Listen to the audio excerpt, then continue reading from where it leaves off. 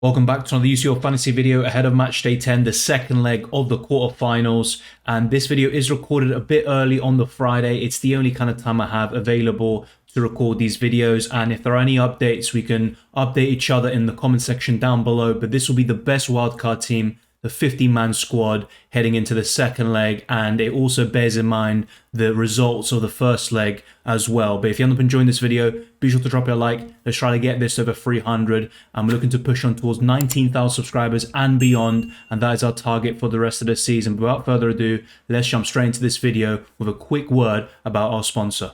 Today's video is proudly sponsored by ExpressVPN. I use this service every day to watch films and shows from other countries. So living in the United Kingdom, I cannot watch The Godfather on Netflix, but with ExpressVPN, at the click of a button, I can now watch one of the greatest films ever made. I've never experienced any delays, no buffering whatsoever when surfing the internet, and you can actually access thousands of new shows and films using ExpressVPN and connecting to different servers, countries, and regions. ExpressVPN allows you to roam the internet securely. It masks your IP address and doesn't allow anyone to track your data, so you can have the best time while surfing the internet. I highly recommend you check it out, ExpressVPN. Using my link, you can get 3 months for free, so be sure to check out the link in the description below. In Matchday 9, I scored 71 points and got a small green arrow from around 6,400 to 5,600, so a pretty decent week. It could have been a bit better, but for the most part, I got the captaincy almost spot on, and I had most of the key assets from these different teams that did well. So starting with Onana, that double up in Inter Milan defensively, I wasn't sure about it heading into the first leg of the quarterfinals, but it paid off big time. Onana got 6 points. He only made 2 saves. He typically makes even more. And despite Inter Milan dropping some points in Serie A recently, they still have done really well in the Champions League, not conceding a single goal in 3 knockout games so far against Porto and now Benfica. So one more clean sheet against Benfica would be massive, especially because I'm considering to sell Gonzalo Ramos. And as for Darmian, I mean, what more can you ask for from a 4.2 million defender? Absolutely great stuff. 8 points here. He's making a lot of ball recoveries, getting those clean sheets. So he's been a fantastic option so far. And as things stand, I'm very happy to keep him in the long term, and we could be seeing a Milan derby in the semi-finals once again. Then we look at Di Lorenzo. He was disappointing, only 2 points there, and he has been a bit kind of hit and miss sometimes. For the most part, he's been fantastic and the best UCL fantasy defender, but we still expected Napoli, for the most part anyway, to get that win against AC Milan. But that's now 5 goals for Milan in the last 2 games against Napoli, and Napoli haven't scored a single goal in that time, so that is a bit worrying. Then we look at Eder Militao. He got 6 points, a ball recovery point, but also a yellow card, which pushed him back down to 6, but still a clean sheet against Chelsea, which I was very confident about. And I did say Real Madrid are probably the most likely to keep a clean sheet here, and that's what happened, and I think the bookmakers would also agree. Then we've got Antonio Silva, who made 10 ball recoveries, but conceded 2 goals, got a yellow card, so that easily could have been a bigger haul, 4 or 5 points. It wasn't meant to be, but still 3 points is better than some on my bench, as you can see there. Gonzalo Ramos, Grimaldo, and also Serge Gnabry, all very disappointing. And the same goes for Merritt, who is very reliant on clean sheets, if we're honest. He's not going to get too many save points, so you need those clean sheets to come in. With Onana, the reason why I've always highlighted him in UCL Fantasy is because he makes so many saves, and he can even get 3 to 5 points when he doesn't keep a clean sheet. Then we look at the midfield. Kevin De Bruyne was probably the most disappointing part of this, because Man City won 3-0 and De Bruyne wasn't even involved in any goals whatsoever. And that's technically his only blank so far this season. If you look throughout the whole of the campaign, the 4 is the lowest score he had before. And here we go with another 2-pointer from De Bruyne, or the first, should I say, in Champions League fantasy. But there you go. Kevin De Bruyne is still a great option. If he's fit against Bayern in the second leg, I will keep him. And then we've got João Mario, who has been so consistent in recent weeks, but that's the first blank here since Matchday 3. So really disappointing stuff. But João Mario is still really good value, and I would back him to be the catalyst for anything Benfica do to mount a potential comeback. Then the final midfielder and the MVP probably for me this week was Vinicius Jr. Those of you that switched the captaincy to the Brazilian, fair play. A 13-pointer, 2 assists, and most of us maybe would have gone for Benzema. I also would have been one of them. So fair play for going for Vinicius, who has been very explosive, and he has a great record against English clubs recently. And he gave Reece James, a pretty good right back, a torrid time throughout the entire match. Then we look at the two forwards, of course, Gonzalo Ramos blanked. He's on my bench here. But Karim Benzema scored inevitably, and he's been picking things up since the knockouts, because before that, in the group stages, he had no goals whatsoever, but he's really kicked things up against Liverpool and now Chelsea. And I would back him to score once again at Stamford Bridge. And the final forward is Erling Haaland. He's just a freak of nature at this point. He's inevitable. Bayern Munich are arguably one of the best teams in the world, but Haaland and Man City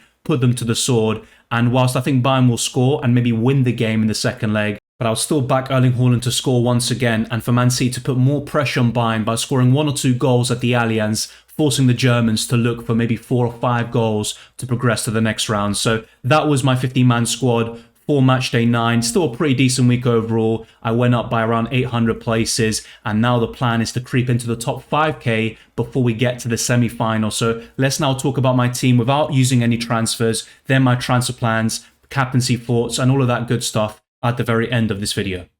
Overall, I'm quite happy with this squad, and there aren't too many weaknesses. There's probably 3 or 4 players that I would look to displace, Gonzalo Ramos being one of them, maybe Serge Gnabry, and 2 others like Merit and a Benfica defender. Most likely it'll be Antonio Silva because Grimaldo has more attacking threat. But apart from that, I'm very happy to keep the rest. So I'm going to keep an eye out on certain situations such as Kevin De Bruyne, and also see the lineups on the Tuesday before finalizing my moves. And the plan is to do a deadline stream on the Tuesday at the usual time, and there we can react to the lineups, and I can also lock in my team live. But as things stand, there's only maybe 2 transfers that I'm quite set on making, and the third one is definitely up in the air. Let me know down in the comment section below what you would do in my situation, and which transfers are you going to be making for the second leg of the quarterfinals. But now let's go into my transfer plans, where, like I said, 2 moves are quite locked in, but the third one is definitely something I'm quite open-minded about.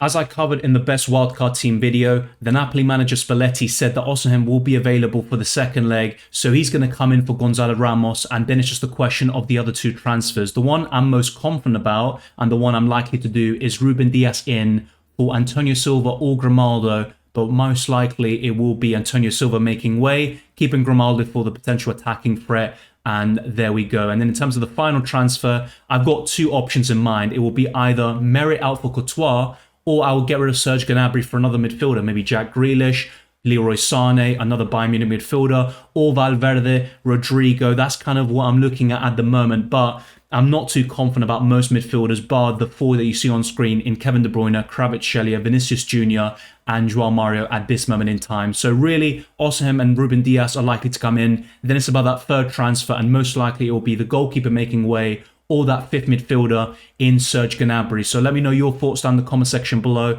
The captaincy is also a very difficult one this week, just as it was in the last week. I know you have certain standouts, for example, like Benzema and Haaland, but to nail on the exact kind of highest scoring player will be difficult, because you've got Vinicius Jr., you've also got maybe Joao Mario potentially to think about. You could even consider Osimhen, for example, who would be my pick from the Napoli AC Milan match. But I think what I'm going to do is captain either Karim Benzema or Vinicius on the Tuesday, and on the Wednesday, I'm going to go for Erling Haaland. It might seem very template, and that's why I might go a bit different and captain Vinicius over Benzema, for example. But I think that's what I'm going to go instead. And to be honest, with Napoli versus Milan, that's a very tough one, because Napoli historically actually get quite more joy at the San Siro, and AC Milan get quite a lot of victories at Napoli Stadium. So let's wait and see if that's the case once again in the second leg of the quarterfinals. But I would back the Nigerian to be the biggest reason why Napoli were to mount a potential comeback and go through to the semi-final. So it's going to be a very interesting week, and it could be quite a frustrating one in some ways. I think some 50-50 decisions will be very frustrating,